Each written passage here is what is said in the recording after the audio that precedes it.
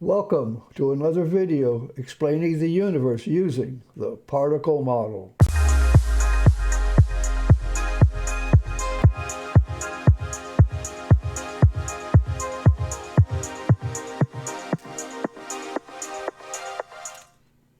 Today's video is about charged particles and how they're used. And it turns out they're a contradiction. I've been going over a list of words. I've been doing equations recently. Today I'm doing charged particles. Charge is the word. I'm going to continue with the equations, but I started with the capacitor and I did it wrong. And I was about ready to get a video going and I said, nope, can't do that. So I switched to the inductor, which appears to be easier. But today is about charged particles, a contradiction. Is charge real? I think I've probably mentioned this many a time, but I've never found a physical description that makes the electron negative nor the proton positive. For this reason, TPM and I have rejected the concept of charge. But recently, I found clear examples that show the concept of charge as applied to the battery and CRT experiments. Now, there may be others, but these are the two I am going to use in this video. The first use of a way they're described is that charged particles cause the particles to attract or repulse. So there's attraction or repulsion, and there's an electrostatic force, that's the other way, but let's talk about repulsion, that operates between the charges. It states that charges of the same type repel each other, and down here, plus repels plus and minus repels minus, while charges of opposites, plus and minus, attract. Opposites attract and likes repel. Thanks to electrostatic force, electrons will push away other electrons. This electron's pushing this away, and this electron's pushing that away, and be attracted to protons, or attracted to protons. This force is part of the glue that holds atoms together. But let me emphasize this. This is from a video, a link down here, hard to see, but it is also the tool we need to make electrons flow. How electrons flow is by this force or by the concept of attraction and repulsion. Okay, and here's another diagram showing the force lines. There's a large positive object and a small negative object. This could be a battery, or it could be plates, electrostatic plates of a capacitor. This is a small, a positively charged particle, which the force lines always leave the plus and go to the minus, and you can visualize this as pushing that to here. The force lines will move the small positive particle to the large negative particle. Somehow, this is one of the mysterious parts of charge. Somehow the force lines, forces that can move this way, somehow will move the small negative particle. So you replace this with a red negative particle, and even though the force lines go this way, the negative particle goes this way. So the negative particle is attracted by the plus and repelled by the minus. So it's a little confusing. How does that force line do that? It's not at all clear. Okay, now let's take the first example of the battery, where there's an electric force inside the battery. I was amazed to find this diagram from this link that actually had both the electric field and the possibility for repulsion.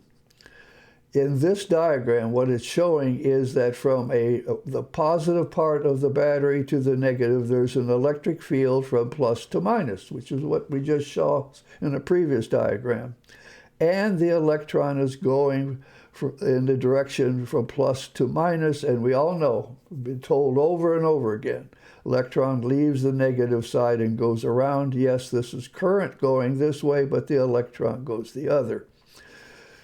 So, well, the explanation here is the electric force, the red lines, these force lines, E. But here's the problem. The negative terminal should repel the electron.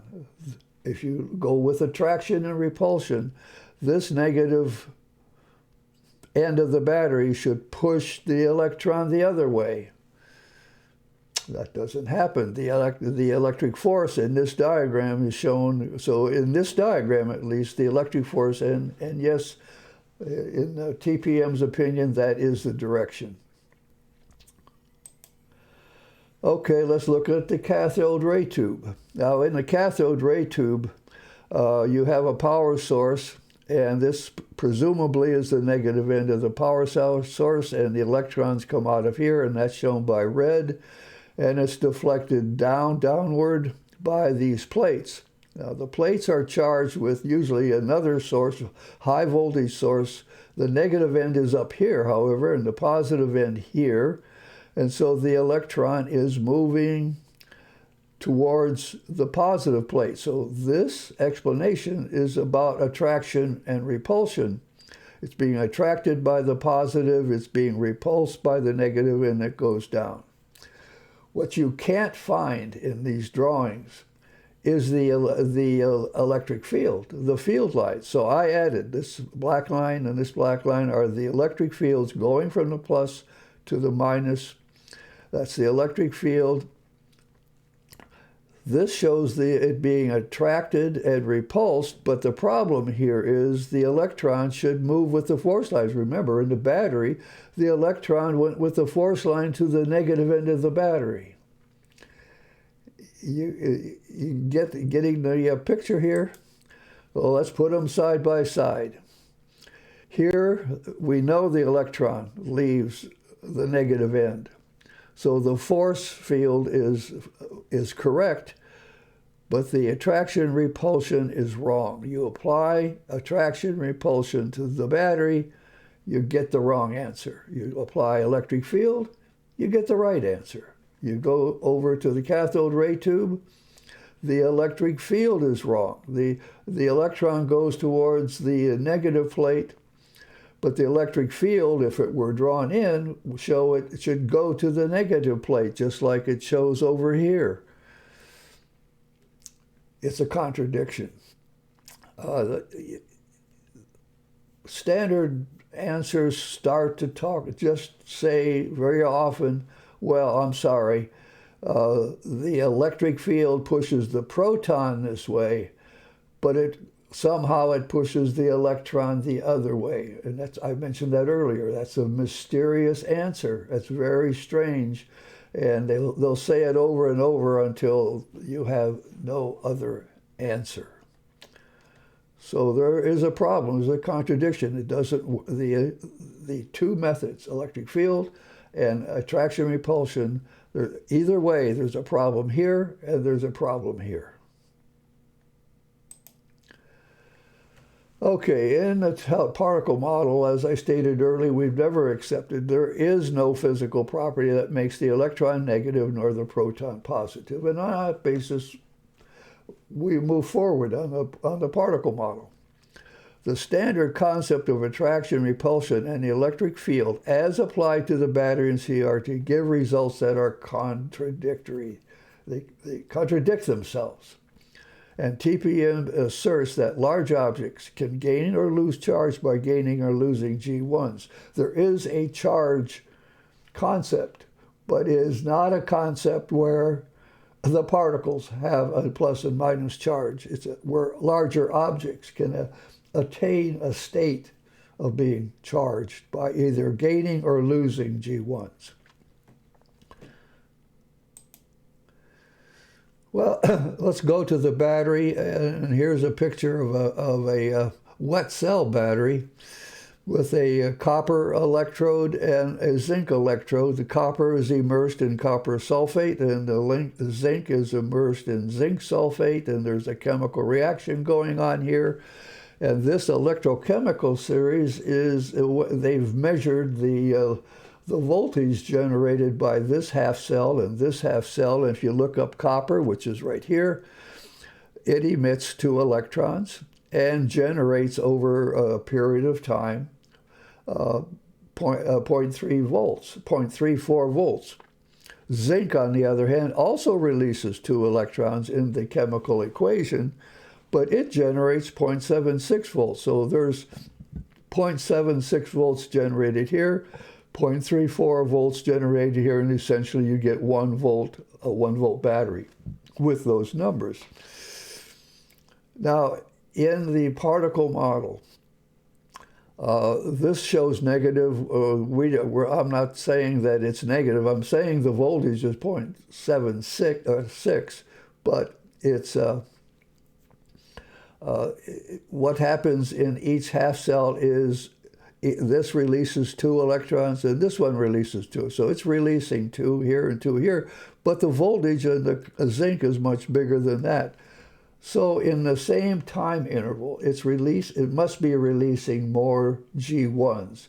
And that's shown here by the fact that there's only 3 here, fewer G1s, and more G1s here, creating an imbalance inside the wet cell, and that'll generate, due to G2 gravity, a net force in this direction and a force in that direction, and causing it to go, all the electrons to move out the negative end. And G1s do not have charge. And so this F2 force is in the same direction from the plus end to the minus end of the battery.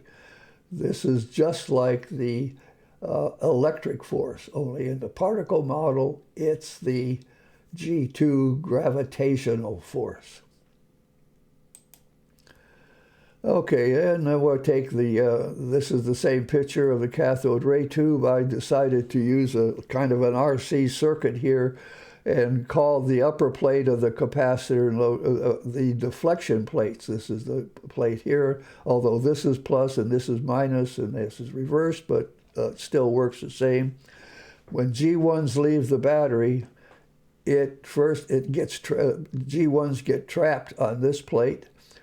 A lot of them still get through, and some get trapped here, and it keeps going around. If you remember some of my previous discussions, this is a very large number. Large getting trapped here, fewer get through, so fewer get trapped here, and so you get this imbalance. Fewer G1s on the positive plate, more G1s on the negative plate. And that sets up an F2 force. And what does this do for a capacitor circuit?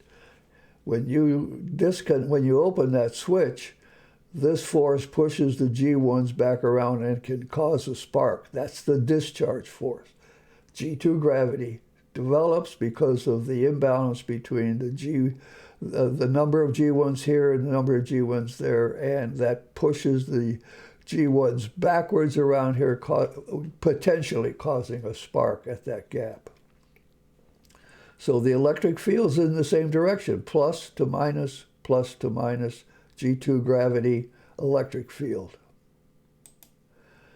Well, this is the repeat of what I showed before. Compare side by side, no matter which one you use. One of them will work, one of them fails. One of them will work, the other fails. There's a problem here. So the conclusion is the concept of attraction and repulsion that stems from the charge of particles leads to theories that does not work with the battery, and it does not work with the CRT. Mainstream science needs to fix this problem. You need to be consistent. I mean, other than remembering that there is no physical definition of what makes an electron negative and what makes a proton positive. Other than that, this is almost evidence that the concept of charge is flawed and needs to be fixed. Well, TPM has a solution. We reject the concept of charge. TPM defines charge. Now, we do have charge as the imbalance of G1 particles. The objects with the normal amount of G1s are neutral. Objects with too many G1s are negative, with too few are positive. That's a convention TPM establishes to talk about charge. If you're going to talk about the charge on a capacitor or the Van de Graaff generator or deflection plates, TPM substitutes G2 gravity for the electric field and can logically apply G2 gravity to the flow of G1s in the battery and the flow of G1 in CRT experiments, and there is no conflict. It works. My name is Bob D. Hilster, and I am your particle model guru. If you have a question, ask Particle.